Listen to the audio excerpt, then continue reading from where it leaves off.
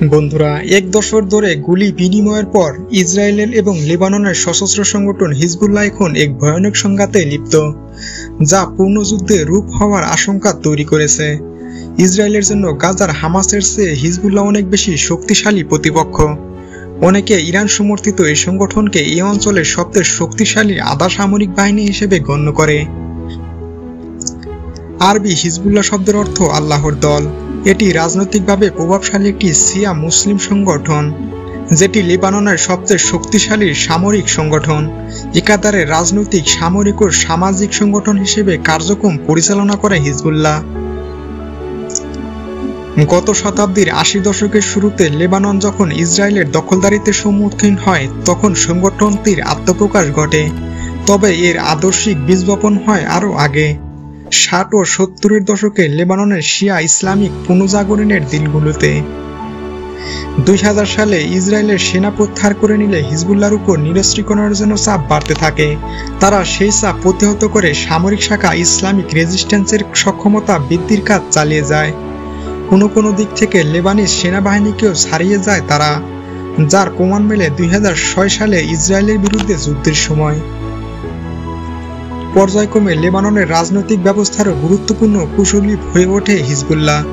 এমনকি মন্ত্রিপরিষদে ভেটো দেওয়ার ক্ষমতাও তারা বাগিয়ে নিতে সক্ষম হয়। ইহুদি এবং ইসরায়েলি লক্ষ্যবস্তুতে বোমা হামলা ও নাশকতার অভিযোগ আছে হিজবুল্লাহর বিরুদ্ধে। পশ্চিমা বিভিন্ন রাষ্ট্র, ইসরায়েল, আরব লীগ এবং আরব দেশগুলো তাদের সন্ত্রাসী সংগঠন হিসেবে দেখে। কোনো লেবানিজও হিজবুল্লাহকে দেশের স্থিতিশীলতার জন্য একটি হুমকিস্বরূপ মনে করে। কিন্তু শিয়া সম্প্রদায়ের মধ্যে সংগঠনটির ব্যাপক জনপ্রিয়তা রয়েছে। যেভাবে উত্থান হয় হিজবুল্লাহ প্রতিষ্ঠার দিনক্ষণ সুনির্দিষ্টভাবে বলা কঠিন। ১৯৮২ সালে ফিলিস্তিনের সশস্ত্র গোষ্ঠীর আক্রমণের প্রতিক্রিয়ায় দক্ষিণ লেবাননে পাল্টা আক্রমণ চালায় ইসরায়েল। সেই সময় লেবাননের প্রভাবশালী রাজনৈতিক সংগঠন আমল মুভমেন্ট থেকে সশস্ত্র লড়াইয়ে বেশি আগ্রহী এমন একটি অংশ বেরিয়ে যায়। ইসলামিক আমল নামে একটি নতুন সংগঠন গড়ে তোলেন তারা। নতুন সংগঠনটি ইরানের রেভলিউশনারি গার্ডের কাছ থেকে উল্লেখযোগ্য সামরিক ও সাংগঠনিক সহায়তা পায়। ফলশ্রুতিতে তারা সবচেয়ে কার্যকরী শিয়া সশস্ত্র গোষ্ঠী হিসেবে আত্মপ্রকাশ করে, যাদের হাত ধরে পরবর্তীতে হিজবুল্লাহ প্রতিষ্ঠিত হয়। ইসলামিক আমলের মতো সশস্ত্র সংগঠনগুলো ইসরায়েলি সামরিক বাহিনী ও তার মিত্র সাউথ লেবানন আর্মি এর উপর হামলা চালায়। অন্যান্য বিদেশি শক্তিও তাদের আক্রমণের লক্ষ্যে পরিণত হয়। ১৯৮৩ সালে মার্কিন দূতাবাস এবং ইউএস মেরিন ব্যারাকে বোমা হামলা চালায় তারা। ওই হামলাগুলোতে ২৫৮ মার্কিন এবং ৫৮ জন ফ্রেঞ্চ কর্মী নিহত হয়। সেই ঘটনার পরম্পরায় পশ্চিমের শান্তিরক্ষী বাহিনী প্রত্যাহার করে নেওয়া হয়। ১৯৮৫ সালে একটি খোলা চিঠি প্রকাশ করে আনুষ্ঠানিকভাবে নিজেদের উপস্থিতি জানান দেয় হিজবুল্লাহ।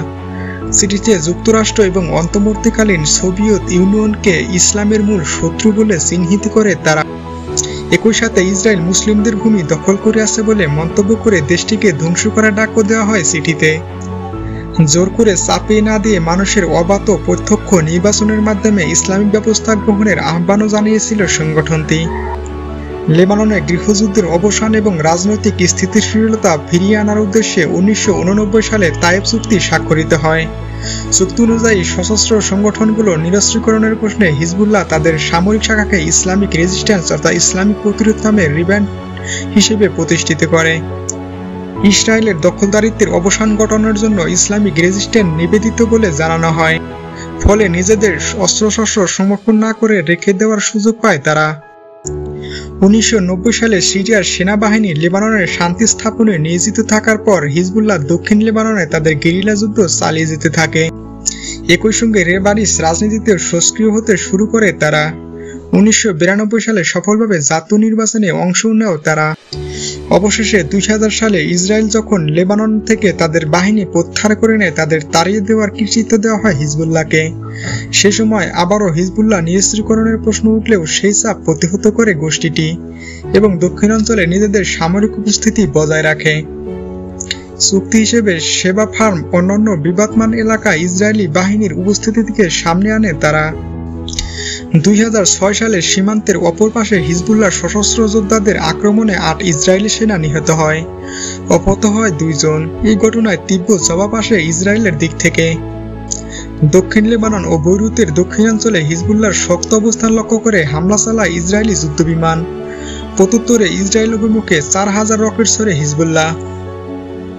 34 দিন ধরে চলা এই সংঘাতে অন্তত 1125 জন লেবানিজ মারা যায়, যাদের অধিকাংশই বেসামরিক নাগরিক।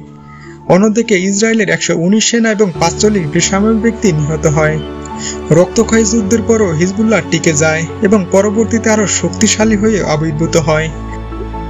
সেই থেকে তারা নতুন নতুন যোদ্ধা সংগ্রহ এবং অস্ত্রের উৎকর্ষ ঘটিয়ে সামর্থ্য বৃদ্ধি করে চলেছে হিজবুল্লাহ। কতটা শক্তিশালী হিজবুল্লাহ? হিজবুল্লাহ বিশ্বের সবচেয়ে ভারী অস্ত্রশস্ত্রে সজ্জিত অরাষ্ট্রীয় সামরিক বাহিনীর একটি, যেটিকে অর্থায়ন করছে ইরান। শিয়া ধর্মগুরু ও হিজবুল্লাহ নেতা হাসান নাসরুল্লাহর দাবি সংগঠনটির 1 লক্ষ যোদ্ধা রয়েছে, যদিও অনুমান করা হয় সংখ্যাটিতে প্রায় 1,20,000 থেকে 1,50,000-এর মধ্যে সীমাবদ্ধ। এদের অনেকেই বেশ প্রশিক্ষিত এবং দক্ষ যোদ্ধা, এবং সিরিয়ার গৃহযুদ্ধেও তারা লড়াই করেছে। Centre for strategic and international studies think ট্যাঙ্কের তথ্য অনুসারে হিজবুল্লাহ আনুমানিক 1,20,000 থেকে 2 লাখ রকেট এবং ক্ষেপণাস্ত্র রয়েছে, যদিও হিজবুল্লাহর দাবি তাদের প্রায় 5 লক্ষ ক্ষেপণাস্ত্র রয়েছে। তাদের অস্ত্রাগারে বেশিরভাগই ছোট অনির্দেশিত আর্টিলারি রকেট।